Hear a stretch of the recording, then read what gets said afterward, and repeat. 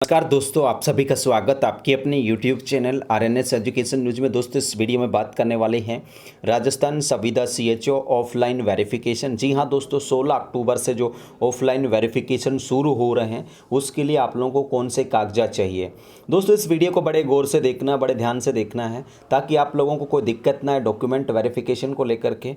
और दोस्तों, क्या क्या कागजात चाहिए वो आप लोगों को बता देते हैं। सबसे पहले तो बताएं दोस्तों, आप लोगों ने जो डिटेल स्क्रूटनी फॉर्म भरा था वो आप लोगों को चाहिए होगा। क्या? डिटेल स्क्रूटनी फॉर्म जो ई मित्र से आप लोगों ने भरा और फिर ई मित्र वाले ने आप लोगों को डिटेल स्क्रूटनी फॉर्म निकाल करके दिया, वो चाहिए होगा। पहली बात तो ये है। उसके बाद दोस्तों, डिटेल स्क्रूटनी फॉर्म के बाद आप लोगों की 10वीं की 12वीं की जो मार्कशीट हैं वो चाहिए। और यदि आप लोगों के पास बोर्ड सर्टिफिकेट हैं 10th और 12th के, वो भी चाहिए होंगे। उसके बाद दोस्तों, क्या आप लोगों की GNM BSc nursing, post BSc nursing, BA MS CCH अंक तालिका। यदि आप लोग GNM हैं, BSc हैं, BA MS हैं, CCH आप लोगों ने कर रखा है, जो भी हो वो नर्सिंग की तमाम marksheet, first year, second year, third year, internship, जो कुछ भी है वो नर्सिंग से रिलेटेड सारी की सारी मार्कशीट। इसके बाद दोस्तों, आप लोगों का डिग्री डिप्लोमा, ठीक है दोस्तों, डिग्री और डिप्लोमा एक तरीके से आता है जब आप लोग कोर्स कंप्लीट कर लेते हो तो संबंधित यूनिवर्सिटी या संबंधित जो आप लोगों का विभाग है वो यूनिवर्सिटीज़ है वो जारी करती हैं डिग्री और डिप्लोमा, ठीक है। तो आप लोगों को नर्सिंग की मार्कशीट के साथ साथ नर्सिंग का डिग्री डिप्लोमा जो GNM BSc, post BSc, BAMS, CCH इनके बाद मिलता है वो, ठीक है।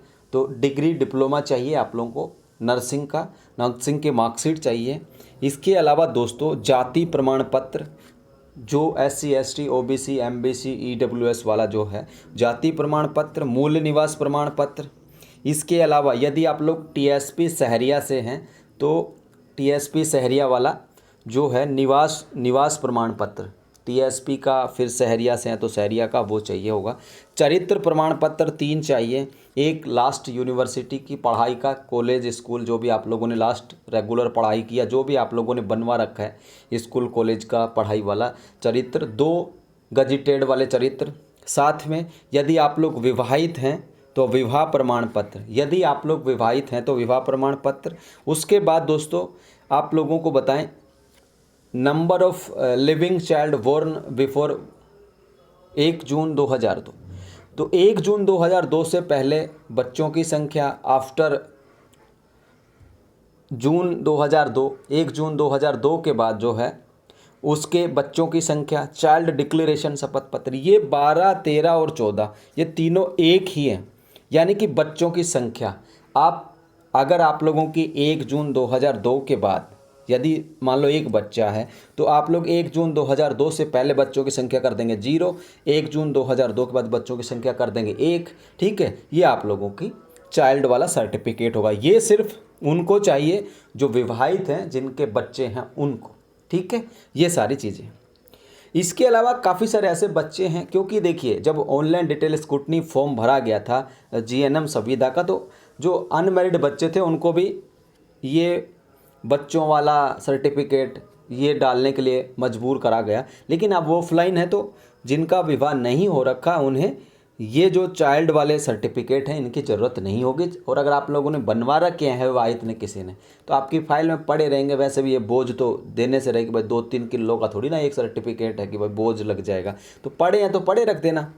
अब आगे आती है दोस्तों बात कौन से डॉक्यूमेंट्स की, तलाक की डिक्री, विधवा, स्पोर्ट्स, विकलांग, भूतपूर्व सैनिक। यदि आप लोगों ने तलाक कोटे से फॉर्म भरा था तो तलाक की डिक्री, तलाक कोटे का लाभ सिर्फ उनको मिल पाएगा जिनको फॉर्म भरने की लास्ट डेट से पहले जिनका तलाक हो गया था, बाद में हुआ है नहीं मिलेगा लाभ। विडो के साथ भी यही चीज़ें हैं। स्पोर्ट्स, खेल कोटे से, तो स्पोर्ट्स में अगर आपका बिल्कुल जेन्युइनली सही है तो जाना भाई, अन्यथा अगर फर्जी स्पोर्ट्स के सारे भर्ती होने जा रहे तो ये गलत होगा।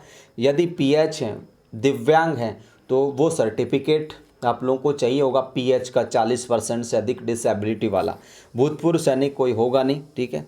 इसके अलावा दोस्तों, अटेस्टेशन फॉर्म, ठीक है, जो अटेस्टेशन फॉर्म हमने बताया था भर कर के काफ़ी बार, वो अटेस्टेशन फॉर्म भी चाहिए होगा। इसके अलावा दोस्तों, हस्तलिखित जो शपथ पत्र है जिसमें आप लोगों ने लिखा था हस्तलिखित वाला, ठीक है, आप लोगों ने अपलोड करा था हस्तलिखित वाला वो। इसके अलावा शपथ पत्र कूट रचित संबंधित कि आपके डॉक्यूमेंट फर्जी नहीं है, ठीक है, वो वाला शपथ पत्र। इसके अलावा जाति शपथ पत्र, अब अगर आप लोगों का जाति नया है पुराना है, ओबीसी एमबीसी ईडब्ल्यूएस है, नया पुराना जाति है, तो जाति से रिलेटेड जो शपथ पत्र था ना वो। अब इतने हो गए साथियों।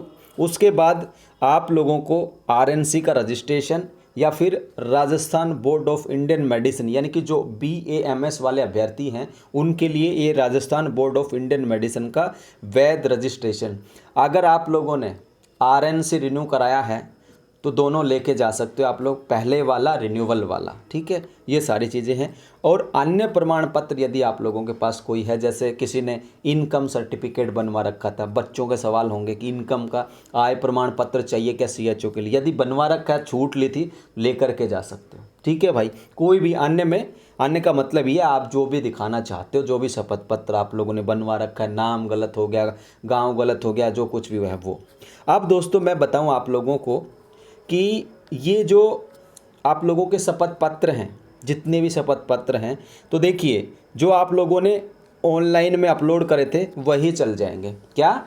जो ऑनलाइन में अपलोड करे थे वही चल जाएंगे, ठीक है।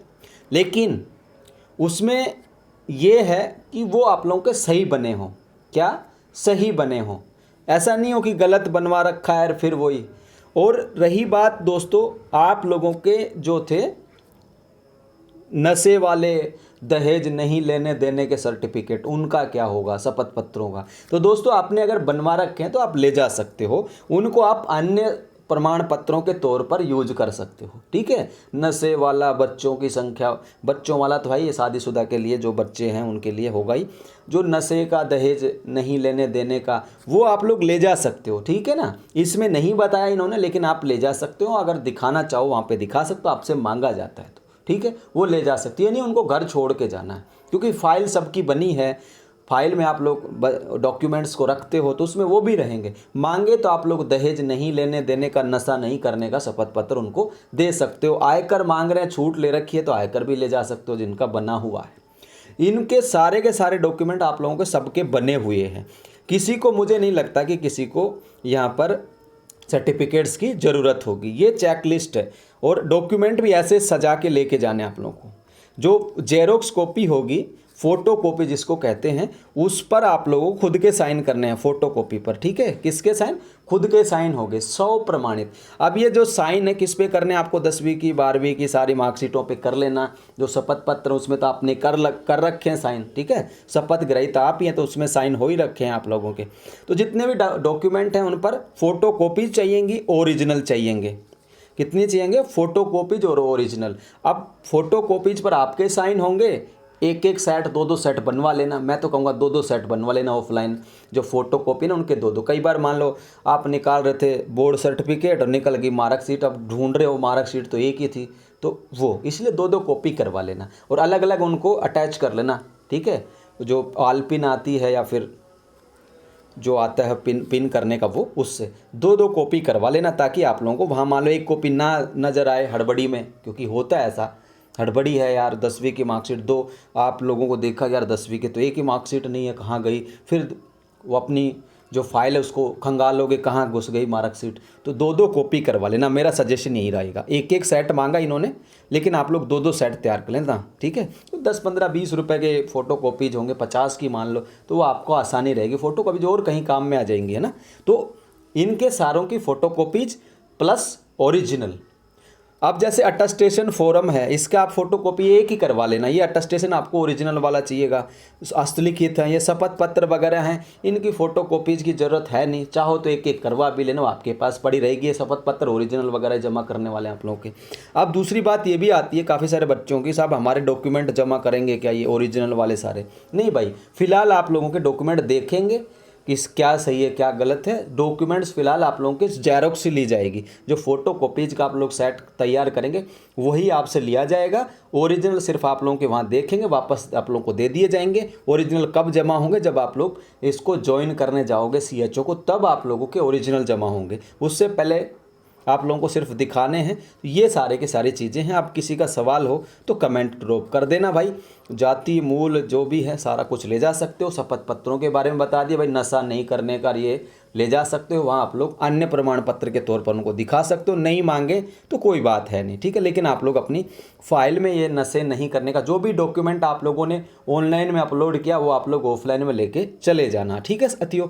वीडियो लाने का तात्पर्य इतना सा था कि काफ़ी सारे बच्चों को कन्फ्यूजन हो रहा था क्या क्या लेके जाएं क्या नहीं लेके जाएं, इसमें तो ये नहीं मांगा इसमें नहीं मांगा। तो जो आप लोगों ने ऑनलाइन में लगाया था वो, और ये जो यहाँ से विवाहित हैं उनके लिए विवाह प्रमाण पत्र, और उसके बाद बच्चों की संख्या। तो 12, 13 और 14 नंबर की बात एक ही है। एक शपथ पत्र में इन 12 नंबर, 13 नंबर और 14 नंबर का जो है हल है। एक ही शपथ पत्र चाहिए, इसमें बच्चों की संख्या, ठीक है। और इसमें कोई बड़ी बात है नहीं। बाकी इस वीडियो को लाइक कर देना, चैनल को सब्सक्राइब कर देना और कमेंट करके ज़रूर बताना ये वीडियो आपको कैसा लगा। और 16 तारीख से शुरू हो रहे हैं दोस्तों। मैंने ट्वीट करा था RNS एजुकेशन न्यूज़ के नाम से, और कोशिश जारी है दोस्तों कि आगे जब शेड्यूल आए तो कम से कम 500-600 बच्चों को एक दिन में बुलाया जाए, ताकि आप लोगों के वेरिफिकेशन है जल्द पूरे हों। हम कोशिशों में लगे हुए हैं, हम ट्वीट कर सकते हैं, हम आपकी बात पहुंचा सकते, बस इतना है। वो करना देखो सरकारों को।